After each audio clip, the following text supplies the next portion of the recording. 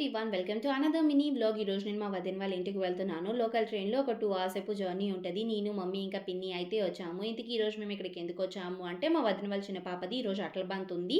So, దానికోసమే ఈరోజు మేము ఇక్కడికి వచ్చామనమాట. ఇక నేనైతే వచ్చిన వెంటనే ఫస్ట్ రెడీ అయిపోతున్నాను. ఇంకా అలా మేమందరం రెడీ అయిపోయిన తర్వాత ఇప్పుడైతే తన్ని టెంపుల్‌కి తీసుకొని వెళ్తున్నాము. వాళ్ళ ఇంటి దగ్గర ఈ ఒక్క గుడే ఉంది. అందుకే ఇంకా అక్కడికి తీసుకెళ్ళి తన చేత పూజ చేపిస్తున్నారు. ఇంకా అక్కడ పూజ అయిపోయిన తర్వాత ఇప్పుడైతే మేము ఇంటికి వచ్చేసాము. ఇంక ఇంట్లో అయితే ఫుల్ వంటల హడావిడి నడుస్తుంది. అట్ల బంతికి కావాల్సినవి అండ్ దెన్ లంచ్‌కి కావాల్సినవి అన్నీ కూడా ఒకేసారి ప్రిపేర్ చేసుకోవాలి కదా!